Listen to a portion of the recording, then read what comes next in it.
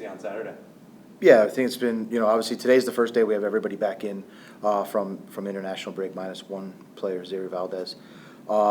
So it's exciting to get everybody finally back. The week before and this week, still been able to get good work in. A lot of that early part of the week was focusing on ourselves and trying to improve certain areas that we want to continue to refine as we resume play.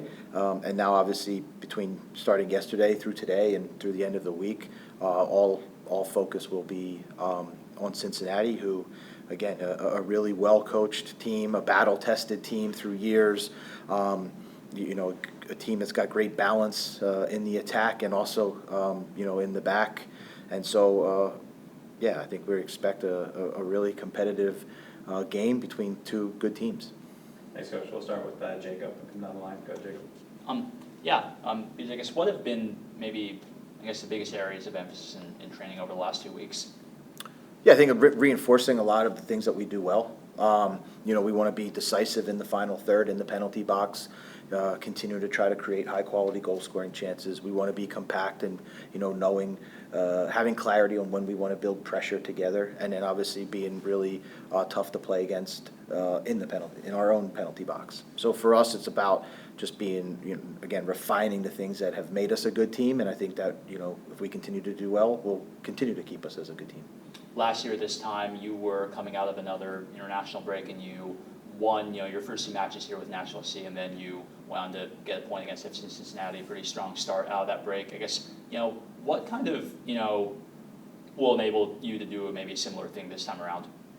I mean, for us, I think we're just preparing for what Cincinnati's going to pose. It's a team, again, like I said, has made some acquisitions kind of through the summer window that, we haven't seen yet live. So doing the best we can to prepare using our process that we do. And, I think there's a level of excitement in the group to get restarted here, I'm sure for everybody. And so, again, I think that's what we look to carry into this match. Ben? Just looking back at some of the recent performances where maybe the result didn't quite reflect the actual performance on the field, what are some kind of key takeaways that you've had from those matches, and then maybe what are some things you liked from how you guys played and some areas that you also want to kind of correct? Yeah, I mean, I think the big takeaway from a lot of those matches is as you get down to this part of the season, like every phase matters, whether it's defending set pieces, attacking set pieces, being able to execute high pressing, whatever it is, everything gets ramped up a little bit. And for us, that's why the focus is on, kind of sticking to the way we do things, the way we prepare, the way we train, and being as good at it as we can. That's what we really want to do, is continue to get on the rise here and improve as the sort of last 5 regular season games go. And I think for us, it's again, being decisive in all of our phases is when we're at our best. And then, obviously, I know you're familiar with Pat, just from the Union, but it feels like Cincinnati, I don't have the number in front of me, but their record in 1-goal games is kind of just ridiculous. And they're able to just make life really difficult for opponents. What do you think they do well that kind of allows them to hold on to leads and just make things hard? Yeah, I mean, I think first you mentioned Pat, like his leadership, his experience. He's a winner, right? And he's been a winner in his career. The staff that he has are winners, and he's created a winning team there. So I think when you look at that, like that's a culture. There's a demand, there's an expectation from that, and so it's not a surprise that this is a team that's made long runs in I would say has not only do they make long runs in playoffs, but like seasons. They've stacked seasons together, and I'm sure that experience from them and the leadership that Pat has will transcend through into their last 5 games here. But they do a really good job of having a really balanced team. You can see very clearly the profiles that they look for, and they're able to get and how they want to play, and they're very consistent in what they do. Was it good to have like a little break in between? Some of the guys get a little rested up. Yeah, I mean, I think at this point of the season, there's always having a break. Unfortunately, we're in a position where we're a club that wants to support guys with national teams, and we search those out, and we're proud of the players that left to go represent their country. That's something that's great and something that we pride ourselves on here, whether it's from youth players like Chris Applewhite, and I mean, the U20 isn't really, I guess it's considered a youth team, but it's a lot of pro soccer players, same with Chris. But whether it's from 19-year-old going to camps all the way up to players playing World Cup qualifying. You know, so yes, it's good the guys get rest. Yes, they have that opportunity, but there does become a point where you're itching to get back and get the group working, and I think, you know, we found that right balance. We'll go to John Glennon on Zoom. Hey, BJ, I know you guys are obviously focused in on each game here, but wondering if you could kind of indulge me at a potential look down the line here a little bit. Obviously, you guys are in contention for the 3 titles here this season, and just interested in your thoughts on how significant a step it would be for this franchise in general to be the first major pro sports team, you know, potentially in Nashville to win a title. Yeah, I mean, that's not something that we hide from, John. You know, of course, what our week and the way we prepare is that we're prepared for Cincinnati, but that all of our preparation for the whole season is to match sort of the ambition of this club, which is to pursue trophies. That's the business that we are in. And, you know, this season, our opportunity is to potentially win 3 trophies. That's what we can play for. And that's what we want to do. And, you know, this club is ambitious, but at the same time, our ambition has been rooted in being uniquely Nashville. And what I would say is being a team that represents what Nashville is, and not only Nashville, but the entire state of Tennessee. And I think, you know, it's a goal that our guys have set out for. It's aligned with the entire club, and you know, I know that we're going to pursue it as aggressively as we can.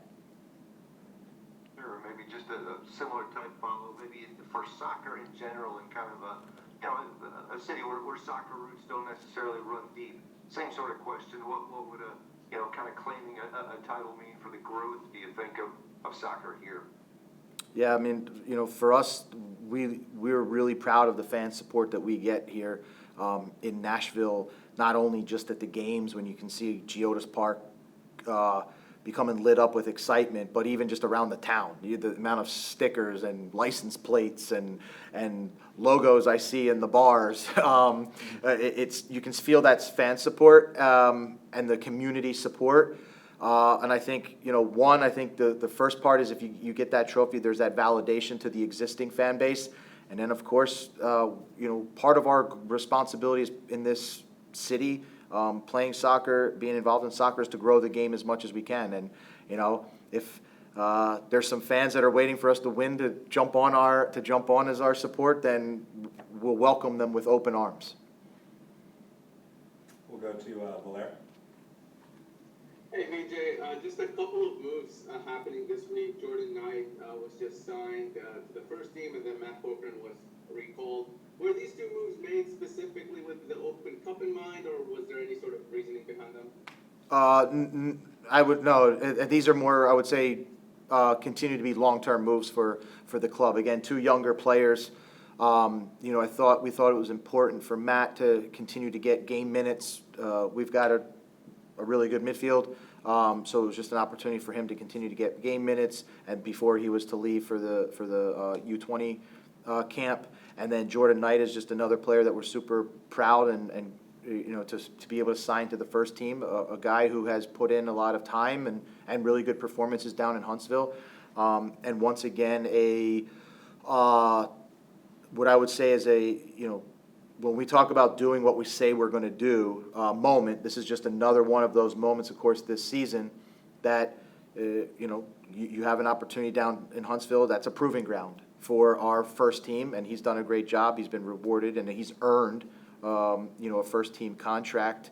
And, you know, it highlights the club here, you know, whether it's Nashville, Huntsville, our academy, the alignment that we do, and you know, pushing those players that deserve it through that pathway. And then just on Cincinnati, last time you guys played them was in March, so and there was a late minute sort of penalty kick that decided the game that was otherwise even. Do you draw anything from that game, or has it just been too long for you to even get anything to help you with this game? No, I think there's opportunities to learn from when you play the same opponent. So that's certainly part of what we would do is review that game again, leading into this preparation. But at the same time, you know, they're a different team than when they played us, and we're a different team when they played, whether that's through personnel or just evolving and growing as teams. But it's still definitely, I would say, definitely part of that preparation plan. All right, thanks so much, Coach. Thanks, guys.